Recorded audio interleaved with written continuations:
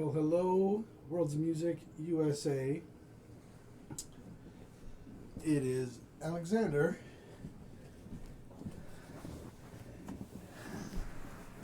Doing some video today. And this one is special instrument, but this instrument is already sold. And it is going to its new owner, who will remain nameless for this video, but you know who you are, and this is the reason why I'm making this video at all, is basically for you, so you know how to make this thing work. This is a bass dilruba. What we have over here is a standard dilruba, and this is the bass version. It's a heck of a lot bigger and a heck of a lot heavier. They left a lot of good wood on this piece here. This is a single piece of wood, tune wood, and it's left a lot of mass to it, so it's a pretty heavy instrument, but it's still very comfortable to work with. It has the standard 20 frets, but I've moved the two top frets into their chromatic positions, so we've now a chromatic fret system instead of what you would do as a standard system, having 20 frets. This actually has 19 frets. It doesn't have its top high ma position fret. Excuse the terminology. Well, here we are. In Western terms, the instrument has 4 strings on top and 2 out here to this side, so 6 total top strings. The more you're going to be doing most of your playing out here on the melody string or the budge string. Then you have 3 bronze strings, and then you have the 2 out strings here, which are steel. The note it's tuned in right now is C sharp. It can be tuned to A as well, very comfortably. We could tune our middle strings here, the middle 3 bronzes, as a simple 1-5-1, descending. G sharp, D sharp, G sharp. The bass string on here took me a long time to figure out what the good gauge would be to get the bow to work with it well. It's still kind of an experiment. It does work, but it goes out of tune a little bit. The rest of the instrument is a rock. It stays in tune very well. All these pegs are extremely well fitted. In fact, so well that they really require a little bit of oomph to get them to really turn even. So what comes along here is what we call a narca. And a narca is basically just a little key wrench thing. This one is made from a nice little sitar peg, an old sitar peg, and glued into it is a nice bone, really hard bone piece here, so that it's going to do a pretty good job of holding up over time. The wood ones tend to break. Even the really hard ebony wood ones, ones that are made out of real hard wood, will break. This is bone, so it's going to give you some good life. And because it's bone, though, this wood will get chewed up if you use it a lot.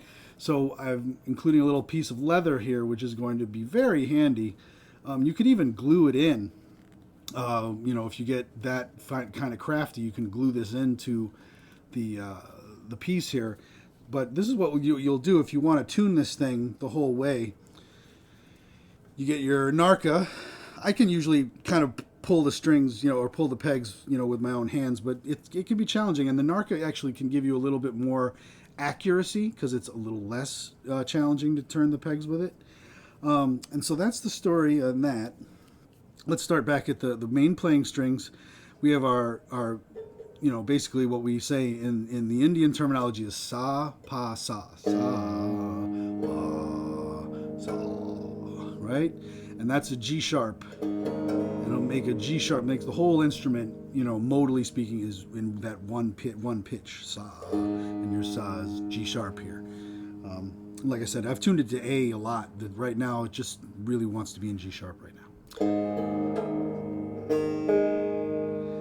And then so from left to right, as the player, your left string is basically tuned, what we call it's tuned to the ma.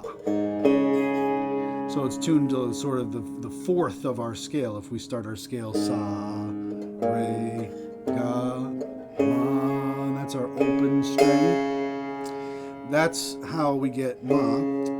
So we have sa, pa, sa. And then we have these two strings which are just another pa, sa. So another 5-1, D sharp, G sharp. So all of your drone strings. And then it's usually good to tune when you're tuning up, to tune all of these strings first and then tune the ma string last. And if we put a bow on it, this is what it's going to sound like.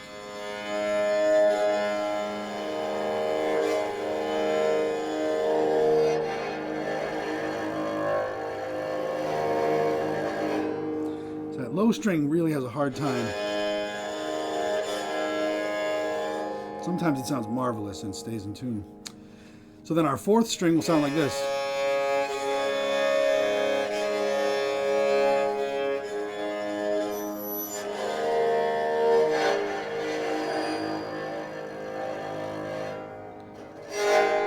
It's really hard to get those two other strings to sound. They're really more for sympathetic resonance.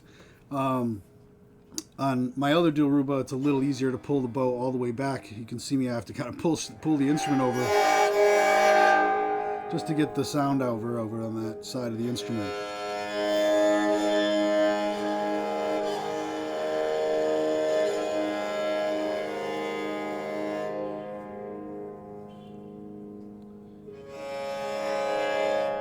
Yeah, today's an extremely warm day. It was like 80 degrees today in the middle of February, and so I have the door open here, my screen door open to my little patio, and so there might be some street noise that comes in, but it's just extremely uncomfortable to keep the door closed. So it's open right now, so we may hear some street noise. And here we are. The instrument sets up like you want to just kind of lean it into your shoulder and sit cross-legged.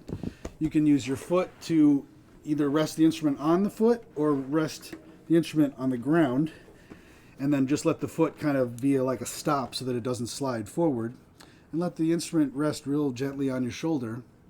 It's really comfortable, actually. The bow hand is done with what we call German style technique, which is underhanded. The French style would be to go and grab the bow over. But this instrument, just the sort of the physicality of it, it's very, very relaxed to do the bow in the German position. This is a German bow, which has the extra large hand portion here, and this kind of fits in the palm. Your fingers kind of wrap into it and over it, and the thumb is sort of like a fulcrum guide, kind of lets the bow kind of move in this position.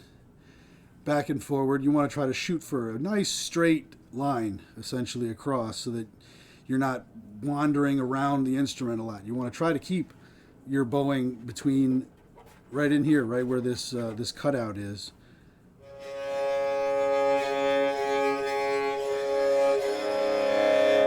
And you're going to get the most sound and the best, most consistent sound out of it because you're close to the bridge. The closer you get to the bridge from here, it separates the overtones a little differently, and it gets a little more tight sounding.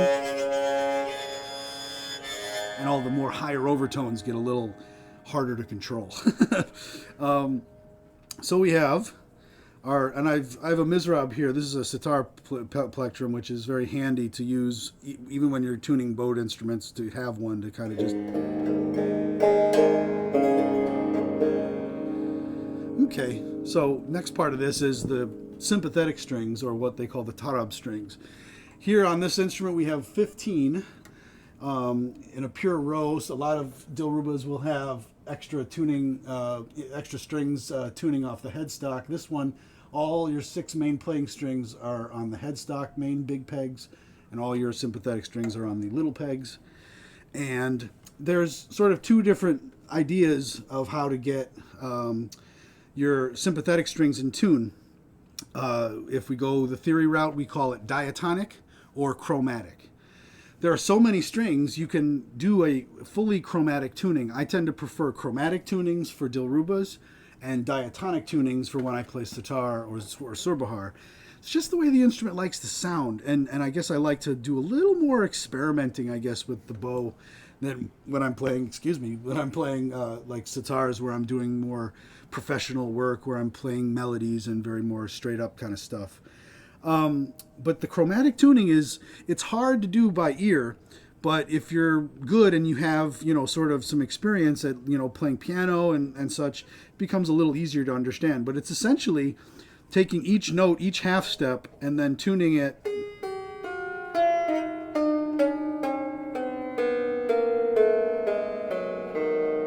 Now those last two notes were a little step out.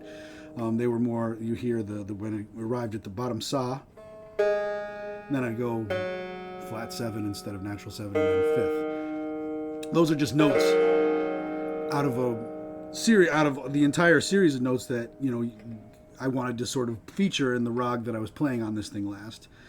And so here we go. We can just tune those couple of strings on these two pegs here. But essentially, we start at our high sa, and we go sa, ni, da, da, pa, ma, ga, re, sam. And then that means sa, 1, 7, 1, 7, 7, 7, flat 7, natural 6, flat 6, pa, the fifth, which is never changeable. So you have pa, then you have sharp 4, natural 4,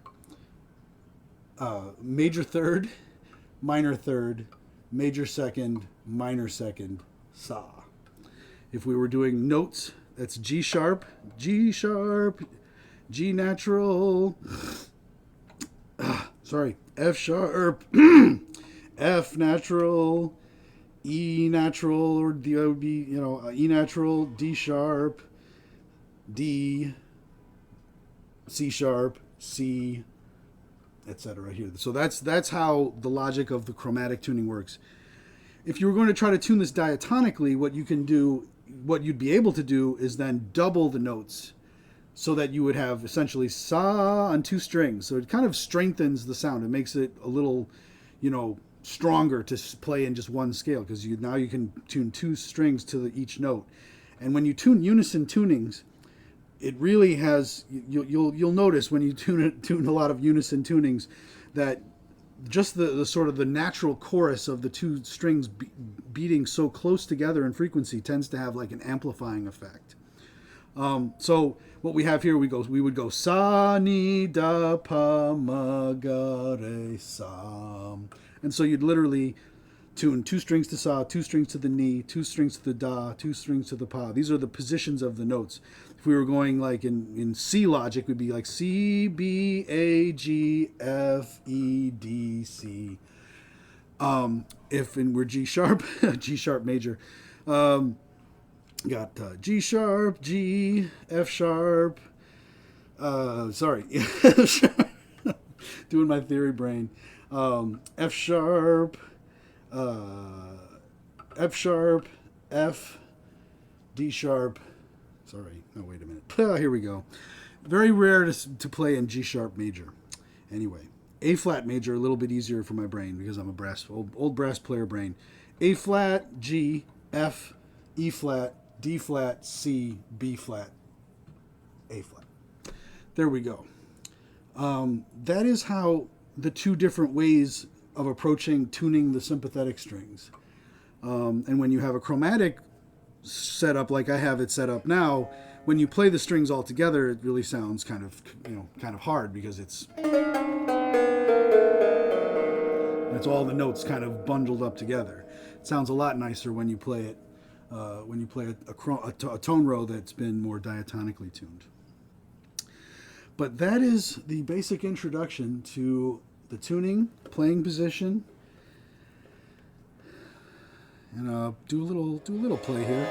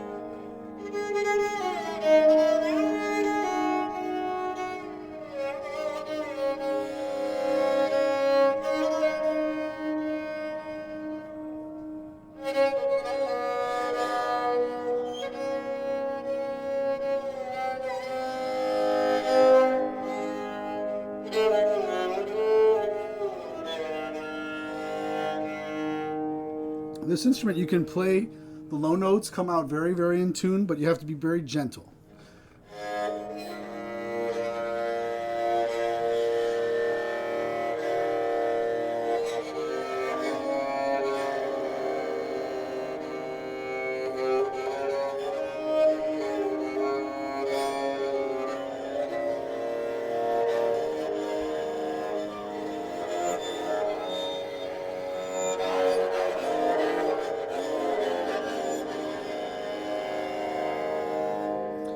And so those notes will play nice and clean, but you got to be a little gentle. The secret is that the steel strings are always going to be harder than the bronze strings. The bronze strings will bend even naturally just as you're playing them a little bit, or you put a little torque or put a little torque into the string and you get a little slack into the string, and so it'll go flat on you. On each of the main playing strings here, I have fitted a little violin fine tuner, and gosh, those are extremely helpful once you're really trying to put the whole instrument into perfect tune, and each string, having a good resonance to the others. So I have them installed here, just behind the bridge here, so that they work really well, actually, and part of the experimental process of getting this instrument in working order, and that's something that's coming along with it. No problem, all free of charge. Anyway, there's a bridge that I installed here for these 4 strings, because the strings here are very low to the surface here of the carvings. And a couple of the strings even got so low that they're actually starting to, as when they vibrate, they start to touch the plastic and, sort of cancel themselves out, and they don't sound good that way. So I kind of bumped them up a little bit here with this bridge. It can go from here further customizing, but this at least elevates those strings and keeps them resounding nicely along with the others. And what else do we need to know? Basically, the left-hand technique of dilruba, you can use the frets, and the frets are here, and we can press the string all the way down to the fret. But sort of the real advanced players, they're barely touching the frets at all. Like, they'll use the fret on as sort of a guidepost for the feeling of the finger against it. But you want to kind of eventually sort of evolve a technique where you don't really have to press the string all the way to the fret to make the sound. It actually kind of makes it a little louder.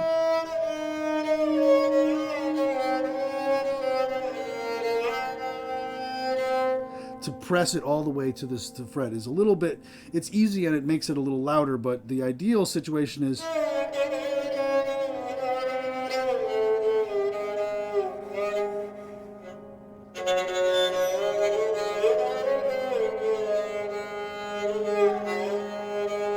see, I'm not that in that time. I mean, it's very subtle. It's very, very slight touch, but the idea is that you kind of want to hover over the frets and use the frets as sort of the guideposts, but not need to press the string all the way to it, so that you kind of play through the more melismatic part of the sound, which is that in-between part.